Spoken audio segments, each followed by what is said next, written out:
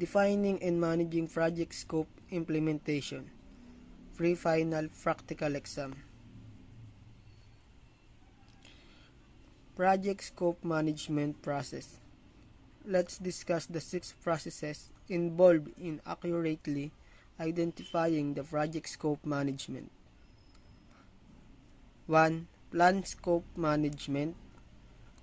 2. Collect requirement. 3. Define scope. 4. Create WVS. 5. Validate scope. 6. Control scope. 1. Planning scope management. In the first process in project scope management, you create a scope plan document that you can refer to in the later stages.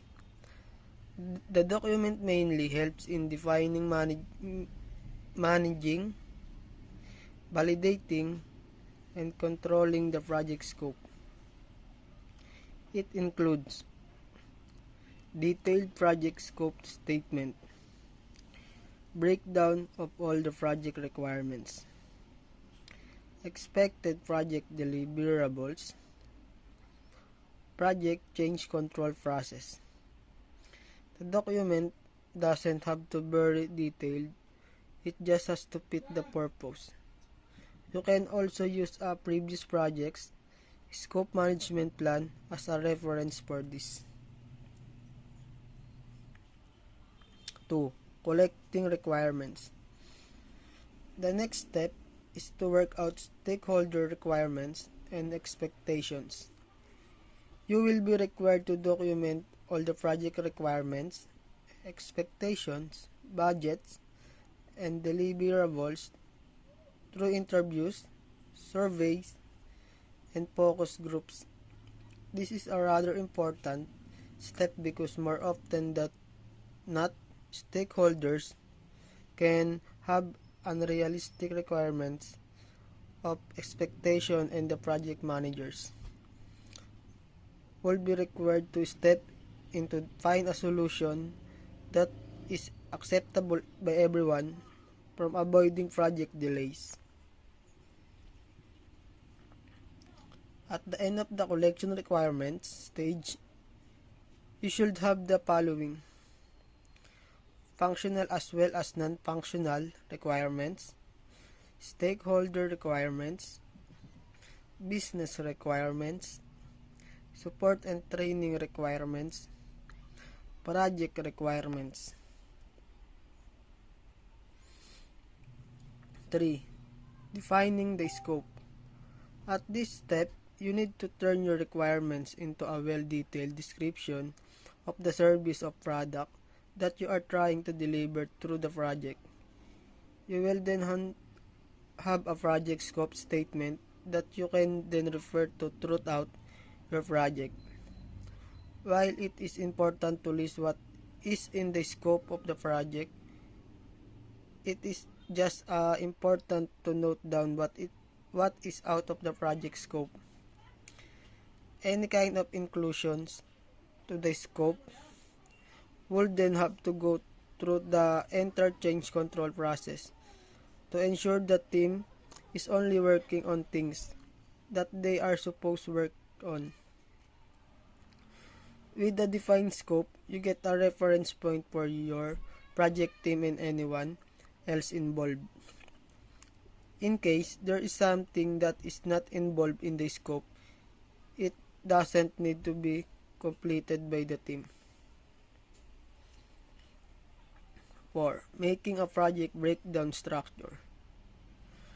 A project breakdown structure is a document that breaks down all the work which needs to be done in the project and then assign all the tasks to the team members.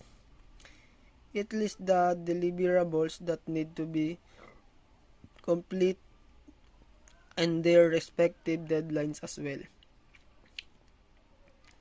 You can use project management software for this step of the process to assign and prioritize project tasks, which will make it easier to track the entire progress of the project and avoid any unnecessary bottlenecks. 5. Validating scope. In this step, the scope and deliverables that you have recorded need to be sent to project executives and stakeholders to get the necessary approvals. Scope validation needs to be done before starting the project to ensure that if something goes wrong, then it is easy to find where it went wrong. 6. Controlling scope.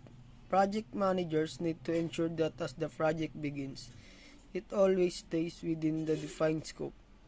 In case there are things that need to change, then the proper change control process should be followed.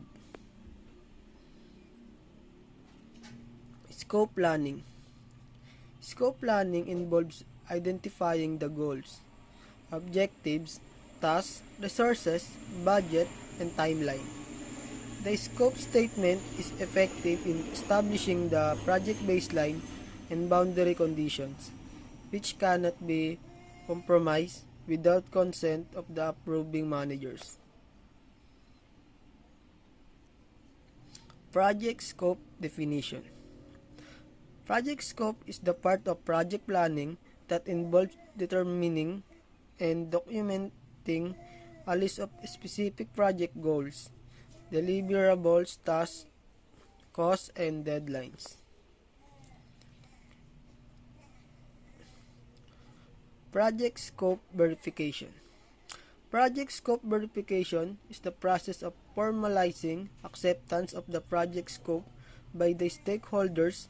It requires reviewing work products and results to ensure that all were completed correctly and satisfactorily.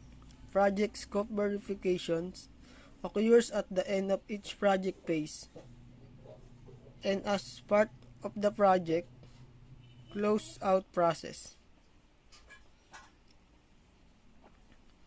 Scope change control. The purposes of scope change management processes is to help manage, control, and document and inevitable changes that will occur to your projects.